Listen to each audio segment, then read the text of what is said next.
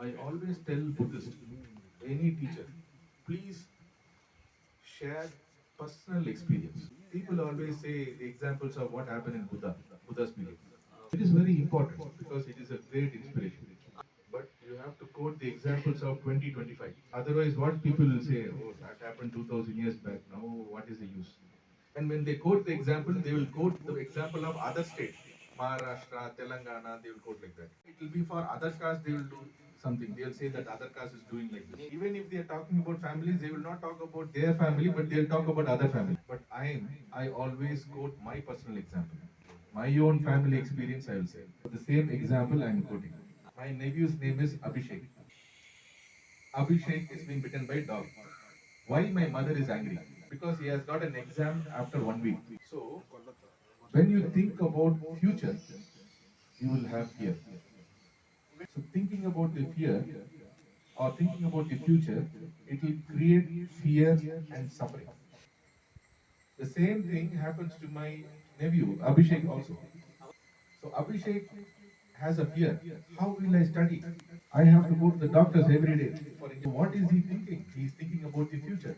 I can't appear for the exam. I might not prepare very well for my exam. What will happen if I fail in that exam?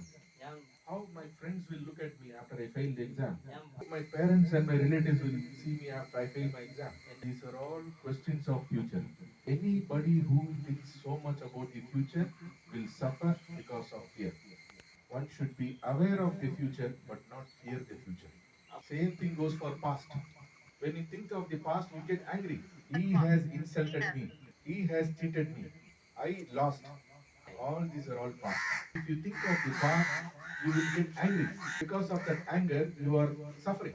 So you have to be in the present. Aware of the past, you are aware of the present, you are aware of the future.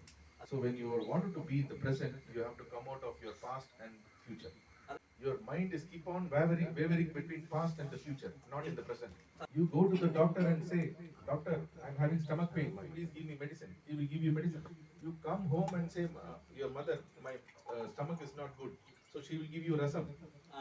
But if you tell your mother or doctor that I am lost in my past and I'm also always thinking about the future, how will I come in the present? Can you give me medicine? So therefore, you have to work directly in your mind. So meditation is working directly in your mind. Children who are studying, they should practice anapanasati. It develops concentration. It develops integration. Your thought is going to the future. What will happen to my exam? Anapanasati meditation brings you to the present and says that you have to work on the present. So hence you have to work hard now. Metta Bhavana meditation creates positive emotion.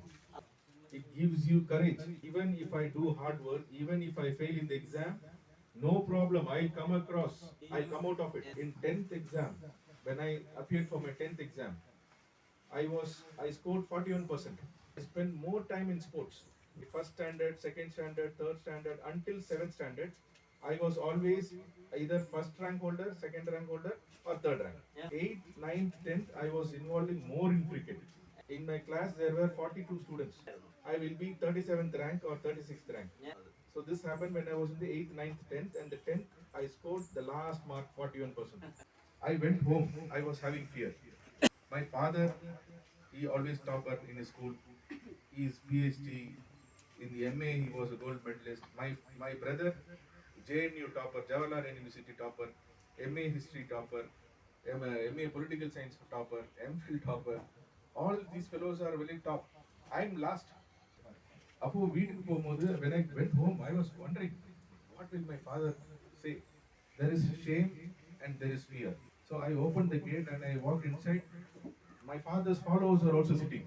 So that mark sheet I was having, I thought I'd go nicely inside the room. So my father said, hey, come here, come here, come here. And in front of everyone, he was asking, what happened to your result? And I don't know to say the marks. Appa, I did not score that much. Pass I, pass, go. And then again, my brother called.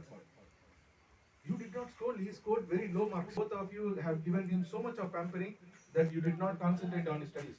My father and mother gave a wonderful reply to my elder brother. Even 10 days back, my elder brother was saying this to me. My mother said, the most important thing for me is his character. He is a good human being. So to send school is not to score marks, but to become a good human being. I was taking it very lightly, but when I read about Dr. Ambedkar's one of the gurus is John Devi, and that John Devi wrote a fantastic book. It is called Democracy and Education. In the introduction, it says the essence of education is to create good human beings. This was in 2000, the year 2000. Yes, MSW. I read that, I cried. What a good mother I have. She said that long time back when I was young, when I was in the 10th grade, that the essence of education is to create good human being. During the same period, my father said, my brother, that I want him to be courageous.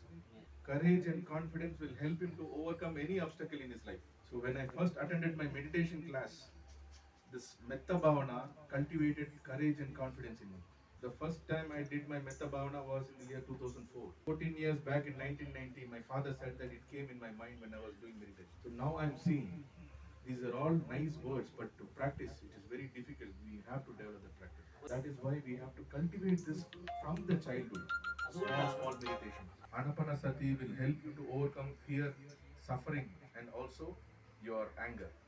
Metta Bhavana will help you to come out of negative emotions and cultivate positive emotions. The Tibetan community has become a role model because suicide rates are very less. Doing meditation does not mean that you will be silent. It is an active engagement. My teacher says that. If there is injustice, you won't be keeping quiet. You will fight for justice, but with awareness and compassion.